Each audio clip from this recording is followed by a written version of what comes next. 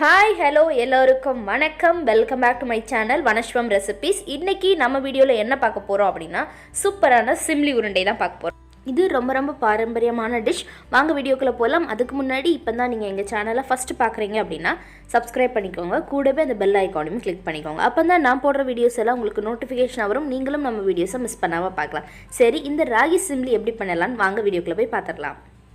இந்த ராகி சிம்லி செய்கிறதுக்கு நான் 1 கப் ராகி எடுத்திருக்கேன். தமிழில் நம்ம கேப்ப மாவு அப்படின்னு சொல்லுவோம். 1 கப் ராகி வச்சு தான் செய்ய போகிறேன். உங்களுக்கு வேணும்னா நீங்கள் கூட கொஞ்சம் எடுத்துக்கோங்க. இப்போ இந்த 1 கப் ராகிக்கு நம்ம 1/2 கப் வெல்லம் எடுத்துக்கலாம். இல்லை அப்படின்னா நாட்டு சர்க்கரை கூட எடுத்துக்கோங்க. சீனி வேண்டாம். இன்னும் கொஞ்சம் இனிப்பு வேணும் அப்படின்னா நீங்கள் 3/4 கப் வெல்லம் எடுத்துக்கோங்க. இதில் நல்லா க்ரன்ச்சியாக இருக்கிறதுக்காக நாம் வேர்க்கடலை எடுத்து வச்சுருக்கோம்.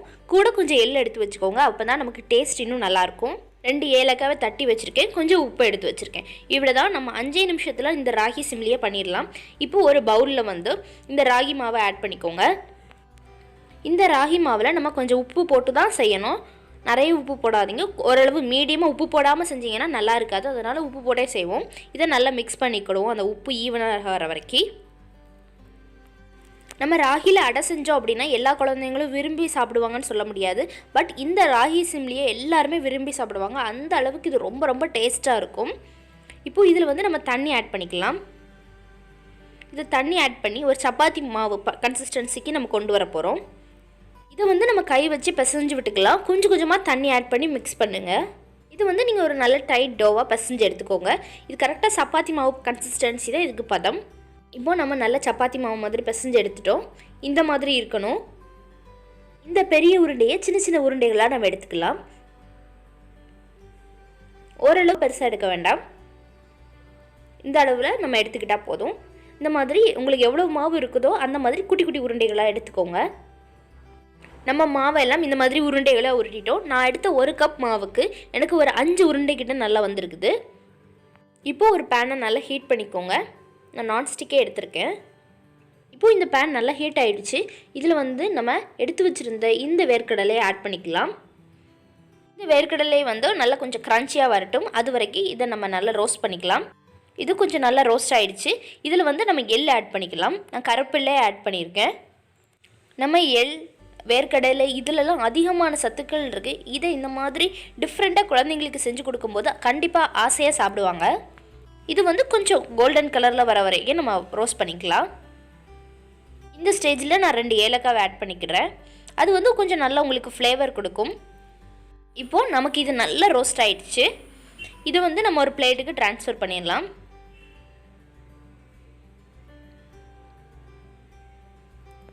இதை இப்போ தனியாக ஓரமாக எடுத்து வச்சுருங்க. இப்போ நம்ம இதுக்கு முன்னாடி ராகி மாவை எடுத்து வச்சுருந்தோம்ல, அந்த மாவை இந்த மாதிரி தட்டிக்கிடணும். நம்ம சப்பாத்தி கட்டை வச்சு திரட்டலாம் வேண்டாம். இந்த மாதிரி கையில் தட்டி விட்டாலே போதும். ரொம்ப கனமாக வச்சுக்கிடாதீங்க. கொஞ்சம் மெல்லிசாக வச்சுக்கோங்க. அப்போ தான் நமக்கு சீக்கிரமாக செய்ய முடியும். இந்த மாதிரி கையை வச்சு நல்லா ப்ரெஸ் பண்ணி விட்டுக்கோங்க. இல்லை அப்படின்னா ஒரு வெஜிடபிள் கட்டரில் இப்படி கீழே வச்சு அமுக்கி விட்டுக்கோங்க. இதே மாதிரி தான் நம்ம எல்லா ராகி உருண்டைகளையும் செஞ்சு எடுத்துக்க போகிறோம். நம்ம எல்லா ராகி உருண்டைகளையும் இந்த மாதிரி தட்டி எடுத்துக்கோங்க. இதே ப்ராசஸில் செஞ்சால் தான் நம்மளோட ராகி சிம்லி ரொம்ப டேஸ்ட்டாக இருக்கும். நம்ம ஒரு பேனை நல்லா ஹீட் பண்ணிக்கலாம். அதில் நெய் ஆட் பண்ணிக்கோங்க. குழந்தைகளுக்கு கொடுக்கறதுனால நம்ம எண்ணெய் ஆட் பண்ண வேண்டாம். இந்த நெய் நல்லா ஹீட் ஆகட்டும். இப்போது இந்த ஸ்டேஜில் நம்ம இதுக்கு முன்னாடி தட்டி வச்சுருந்தோம்ல இந்த ராகி மாவை, அதை இதில் ஆட் பண்ணிக்கலாம். தோசைக்கல் கூட யூஸ் பண்ணிக்கோங்க. நெய்யிலே வேகும்போது ரொம்ப நல்லாயிருக்கும். இப்போது நம்ம ஒரு கரண்டி வச்சு இந்த மாதிரி ரொட்டேட் பண்ணிக்கிட்டே இருக்கலாம். அப்போ தான் சைடில் ஒட்டிக்கி இருக்க நெய் கூட அந்த ராகியோட அடையில் படும். கூட கொஞ்சம் நெய் வேணாலும் நீங்கள் ஆட் பண்ணிக்கோங்க. கொஞ்சம் டைம் எடுக்கும் வேகிறதுக்கு. பின் சைடை திருப்பி போட்டுக்கலாம்.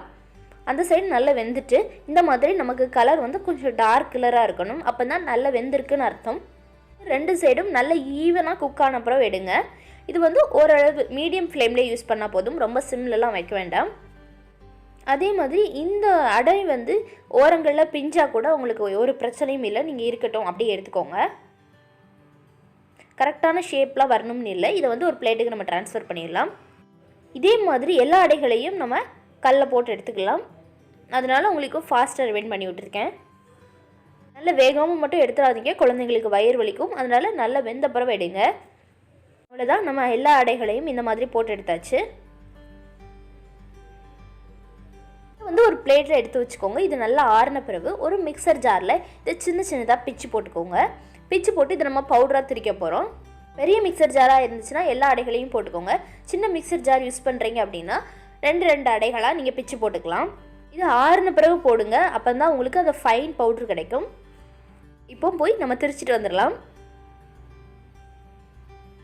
நம்ம நல்லா பவுடராக திரிச்சாச்சு. இப்போது இதில் என்ன செய்ய போகிறோம் அப்படின்னா, நம்ம இதுக்கு முன்னாடி பொடிச்ச வெல்லம் இல்லைன்னா நாட்டு சக்கரை எடுத்து வச்சுருந்தோம்ல, அதையும் இதில் ஆட் பண்ணிக்கோங்க. ஆட் பண்ணி இதையும் நல்ல ஒரு தடவை மிக்ஸில் அடிச்சுக்கோங்க. இப்போது நம்ம நல்லா அடித்தாச்சு. இது லைட்டாக பிசு பிசுன்னு இருக்கும். இந்த ஈரப்பதமே போதும் நம்ம லட்டு பிடிக்கிறதுக்கு. இதை நம்ம ஒரு பவுலுக்கு ட்ரான்ஸ்ஃபர் பண்ணிடலாம். பார்த்திங்களா, இந்த மாதிரி ஈரப்பதமாக இருக்கணும். இதை நம்ம இப்போ ஒரு பவுலுக்கு ட்ரான்ஸ்ஃபர் பண்ணிடலாம். தனியாக எடுத்து வச்சுருங்க. இப்போது அதே மிக்சர் ஜாரில் நம்ம எள், வேர்க்கடலை, ஏலக்காய் இதெல்லாம் நம்ம வறுத்து வச்சுருந்தோம்ல, அதை மிக்சர் ஜாரில் ஆட் பண்ணி நல்லா திரிச்சிக்கோங்க. ரொம்ப மையாக திரிக்கக்கூடாது, லைட்டாக கொரகொரப்பாக தான் இருக்கணும். அப்போ தான் நமக்கு ரொம்ப டேஸ்ட்டாக இருக்கும். இப்போ இதை இந்த ராகி மிக்சரில் ஆட் பண்ணிக்கலாம்.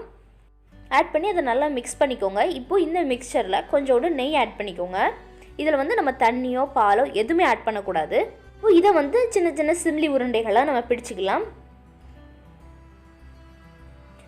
வெல்லம் ப்ளஸ் அந்த ராகி மாவில் இருந்த ஈரப்பதமே நம்ம லட்டு பிடிக்கிறது கரெக்டாக இருக்கும். தயவு செய்து தண்ணி ஆட் பண்ணிடாதீங்க. ஃபுல்லாகவே இந்த மாதிரி சின்ன சின்ன சிம்லி உருண்டைகளாக நம்ம உருட்டி எடுத்துக்கலாம். இது கொஞ்சம் டைட்டாக பிடிங்க, அப்போ தான் உங்களுக்கு உதிராமல் இருக்கும். நம்ம சிம்லி உருண்டைகள் எல்லாமே சூப்பராக ரெடி ஆயிடுச்சு. இது ரொம்ப ரொம்ப பாரம்பரியமான உணவு. இந்த சிம்லி உருண்டை உங்களுக்கு எல்லாத்துக்கும் ரொம்ப ரொம்ப பிடிக்கும் அப்படின்னு நினைக்கிறேன். கண்டிப்பாக உங்கள் வீட்டில் இதை ட்ரை பண்ணி பார்த்துட்டு எப்படி இருந்துச்சு அப்படின்னு எங்களுக்கு கமெண்ட் பண்ணுங்கள். இந்த ராகி சிம்லி பால்ஸ் உங்கள் எல்லாத்துக்கும் ரொம்ப பிடிக்கும் அப்படின்னு நினைக்கிறேன். பிடிச்சிருந்துச்சுன்னா நம்ம வீடியோவுக்கு லைக் பண்ணுங்கள், உங்கள் ஃப்ரெண்ட்ஸ் அண்ட் ரிலேட்டிவ்ஸோட ஷேர் பண்ணுங்கள். நம்ம சேனலை சப்ஸ்கிரைப் பண்ண மறந்துடாதீங்க. Until then, thanks for watching this video. நன்றி, வணக்கம்.